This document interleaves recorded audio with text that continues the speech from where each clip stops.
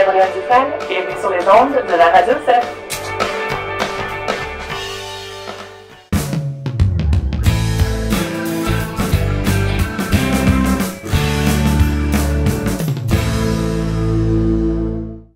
Alors, ton équipe de volleyball de garçons seniors, elle a participé aux éliminatoires régionales 2A de la SHSAA. C'était le 18 novembre à Pontex, c'est bien ça? Oui, c'est bien ça. Et comment ça s'est passé alors? Pour moi, c'était la première fois que je participais à des compétitions de volleyball. Surtout en plus au Canada parce que dans mon pays, je faisais pas ça, donc c'était ma première fois. Donc ça s'est bien passé, même si on a été éliminé pour la première compétition qu'on a fait. On a joué 4 matchs, deux c'était à Pontex et les deux autres c'était à Pan. Et ça fait combien de temps alors que tu as commencé le volleyball? Ça fait longtemps que tu es ici? Non, je suis arrivé ici au Canada, c'était en avril 2023, donc cette année même, en avril. Mais je jouais le volleyball au Burundi, mais je jouais pas des compétitions, je faisais pas des compétitions.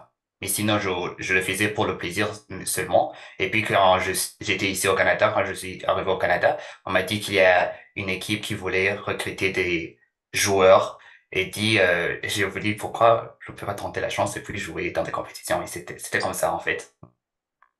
Et comment, donc tu as, enfin ton équipe, malheureusement, elle a perdu pour cette première compétition, mais c'est que le Ouais. début. Comment est-ce que toi et ton équipe, vous l'avez vécu, cette défaite? Pour nous, je dirais que c'était, même si c'était un peu triste, quand même, de notre part, on était heureux parce que, même si c'était une équipe, en fait, avant, on m'avait dit que c'était l'équipe manquait de joueurs pour qu'ils participent dans des compétitions. Donc, ça veut dire que parmi les 10 équipes qu'on participait dans la provinciale, notre équipe avait moins d'expérience dans le volleyball. Je dirais un peu moins d'expérience. Alors, comme on avait moins d'expérience par rapport aux autres équipes qui jouaient des provinciales bien avant, donc quand même, on a pu arriver à des provinciales. Donc, on dirait que nous nous sommes sentis un peu heureux parce qu'on dirait comme si on était fort. Oui, comme ça, je dirais. Hein. Alors déjà, le fait qu'il y ait plus de joueurs, donc que ton arrivée aussi, elle fasse que Oui, l'équipe ben, puisse aller dans des oui, oui, compétitions, c'est déjà oui, franchement super, c'est un oui, très bon début. oui, c'est un petit peu, oui. C'est un beau début, oui. Et qu'est-ce que ça vous a motivé à faire cette compétition? Ça vous a motivé à peut-être doubler les entraînements, à travailler encore plus fort l'esprit d'équipe peut-être? Plus que avoir de nouveaux amis. Oui, en fait, en gros, c'était l'esprit d'équipe. Et est-ce que ton équipe, elle a déjà eu des médailles Je sais pas trop bien avant, mais depuis que tu es là ou si tu depuis, as eu oui, une on a année? eu une médaille quand on faisait la conférence ici à Gravébourg. On a gagné les compétitions de la conférence. De l'association, c'est SHSAA, c'est ça? Si je ne me trompe pas, parce que je suis nouveau en Saskatchewan, je connais pas bien le truc de Saskatchewan. Bon, oui, on a gagné et puis on a eu des médailles, oui, c'est ça. C'est quoi la sensation d'avoir sa première médaille? C'est être heureux, tu vois, tu te sens un peu fort comme ça. Vous voyez vous-même que oui, on était heureux. En plus, c'était ma première fois d'avoir une médaille. C'était ma première médaille dans ma vie, donc j'étais heureux Ah, pour merci moi. beaucoup. Oui, c'était heureux, oui. Et est-ce que tu peux nous parler un petit peu de ton parcours de sportif, du coup, avant d'arriver à Gravelbourg? Donc, tu nous as dit que tu faisais déjà du volleyball au Burundi. Ok, j'ai étudié dans une école à régime d'internat, donc bon, il y avait aussi des tournois, comme des tournois interscolaires, jouer contre des écoles, entre les écoles comme ça. Il y avait basket, volleyball, le football aussi.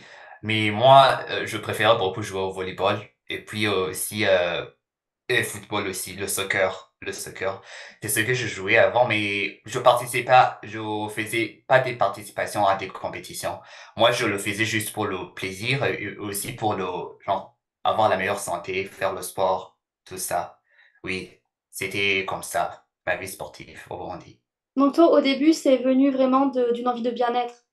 Oui, c'était une envie de bien-être et aussi pour le plaisir. Donc, jouer avec des amis comme ça, oui. Des défis sportifs depuis que tu es dans l'équipe de volleyball de Gravelbourg. Non, je pense pas. Bon, il n'y a pas de défis que j'ai eu, sauf que, bon, des problèmes que j'ai eu, c'est, bon, en fait, pour le volleyball, il fallait beaucoup d'entraînement. Vous voyez, il fallait beaucoup d'entraînement. Alors, il y arrivait ou des cas où, comme à l'école, j'avais des devoirs, alors que aussi, et aussi avoir en même temps un entraînement à faire, parce qu'on avait beaucoup de tournois durant cette saison. Donc, je dirais que c'est le seul défi que j'ai eu, mais sinon, il n'y a pas de grand défi que j'ai eu durant mon sport de volleyball ici à Cravebourg, oui. Est-ce que c'est pas trop difficile de gérer son temps entre l'école et le volleyball? Oh, oui, je dirais que oui, si c'est la première fois, donc tu t'as pas d'expérience dans ce domaine, d'avoir en même temps le sport, le tournoi, et puis étudier en même temps. Donc, je dirais que c'est un peu difficile, parce il y avait des fois où je rentrais avec beaucoup de devoirs, et qu'il y avait un entraînement qui était obligatoire. Donc, c'était un peu difficile pour moi, parce que il y a des fois où je dormais même très tard, parce que j'ai fait l'entraînement avant et puis faire mes devoirs après. Oui, c'est Et ça. maintenant, tu as trouvé un équilibre un peu entre les deux, est-ce que ça va? Tu vois, oui, j'avais commencé à avoir l'équilibre, mais comme maintenant c'est terminé, donc je vais recommencer le rythme que j'avais avant, donc à faire les études seulement. Oui. D'accord. Bien. Et est-ce que tu aspires à une carrière professionnelle peut-être dans le futur? Sportive. Ouais, Non, bon, non, j'ai pas envie de devenir un professionnel sportif, mais seulement, tout ce que je veux, c'est faire aussi, la même chose, de faire le sport comme le plaisir. Parce que moi, ce que je veux être, c'est une de mes rêves, je vais devenir, euh, comment on dit ça? Bon, je vais étudier avec génie logiciel, donc programmer, la programmation. oh, Oui, je vais étudier le génie logiciel, c'est ça. d'accord. Bah, Oui. je te souhaite d'y arriver parce que c'est super Ah, chouette. merci En beaucoup. tout cas, merci beaucoup tous, hein. Je te souhaite une bonne journée. Merci. À vous Au aussi, au revoir. revoir. Au revoir.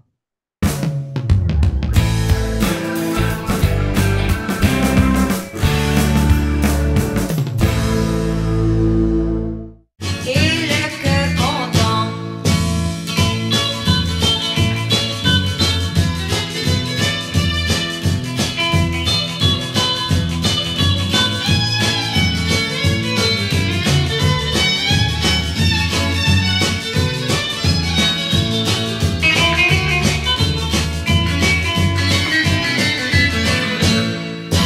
Voici le père. Je souhaite à toutes et à tous de joyeuses fêtes de fin d'année et bonne année 2024. Riche, sans Bonjour à tous et à toutes. Je vous souhaite un joyeux Noël et de bonnes fêtes de fin d'année 2024. Joyeux Noël tout le monde, à toute la communauté françaiscoise et puis les meilleurs vœux pour la nouvelle année.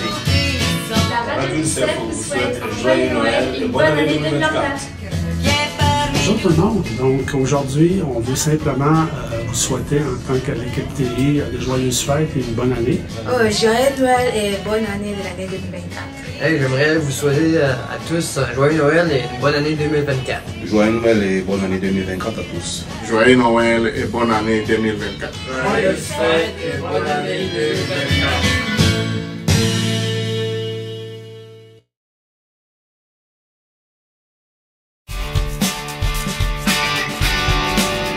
Le Conseil des écoles françaisoises, connu comme le CEF, est une commission scolaire de la province de la Saskatchewan.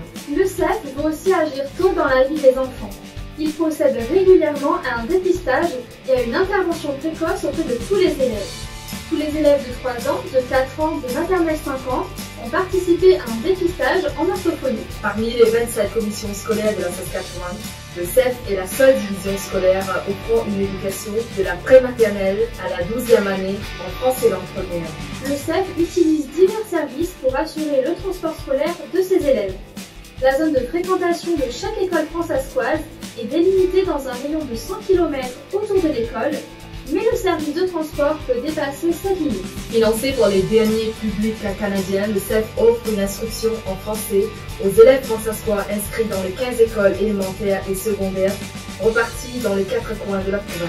Toutes les matières sont enseignées en français, sauf le cours d'anglais. Le CEF croit à une vie scolaire inclusive qui permet de célébrer la diversité tout en créant un espace de dialogue, de partage et de compréhension mutuelle. Notre programme du secondaire offre aux élèves inscrits un bilinguisme durable, une approche personnelle centrée sur le bien-être de l'élève et le succès académique de l'élève. Le CEF offre aussi un programme d'accueil pour les nouveaux élèves nationaux ou internationaux. Nous sommes dotés d'un programme scolaire et culturel qui permet de mieux préparer l'élève au marché du travail ou aux études postsecondaires. De plus, dans nos écoles, nous offrons des activités sportives et culturelles conçues pour renforcer et équilibrer la programmation scolaire. Nous avons l'honneur d'accueillir des étudiants des 4 coins du monde dans nos salles de classe. Conseil des écoles françaises, accompagnés pour mieux réussir, éducation, identité et culture.